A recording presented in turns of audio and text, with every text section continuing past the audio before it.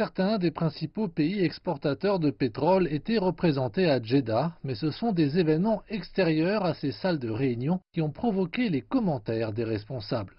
La semaine dernière, des drones ont ciblé deux stations de pompage de pétrole Saudi Aramco ainsi qu'un oléoduc majeur. L'incident n'est survenu que 2 jours après l'attaque de 4 navires de commerce dans les eaux proches des Émirats arabes unis, alors que la tension montait entre l'Iran et les États-Unis. Le ministre saoudien de l'énergie a déclaré que l'approvisionnement mondial était en augmentation et qu'il n'y avait pas de pénurie. Il a recommandé de réduire les stocks de pétrole.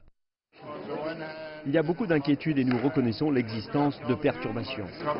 L'OPEP+, une alliance incluant la Russie, a réduit sa production quotidienne d'1,2 million de barils depuis janvier. Avec le durcissement des sanctions américaines contre l'Iran, le bloc est sous pression pour accroître la production à des prix plus bas. Peut-être que la politique de l'OPEP sera davantage mise à l'épreuve le mois prochain lorsque les responsables se retrouveront lors d'une nouvelle réunion avec des pays non membres de l'OPEP tels que la Russie. La date limite approche, les quotas de production actuels du groupe expireront fin juin. Les responsables de l'énergie déclarent que la réunion sera aussi probablement façonnée par les données du marché. Il subsiste encore plusieurs facteurs de marché qui ne sont pas clairs, et le principal est l'effet des sanctions contre l'Iran.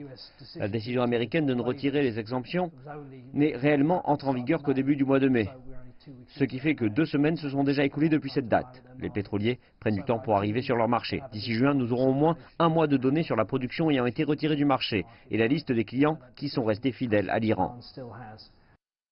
L'instabilité en Libye et au Venezuela menace également de réduire l'offre mondiale.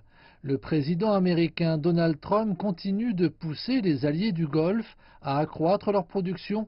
Jusqu'à présent, ils n'ont quoi que ce soit qui pourrait faire baisser le prix à moins de $70 le baril. Le rassemblement de Djeddah n'a entraîné aucun changement majeur. Aussi, pour le moment, l'OPEP ne devrait prendre aucune décision avant la prochaine réunion.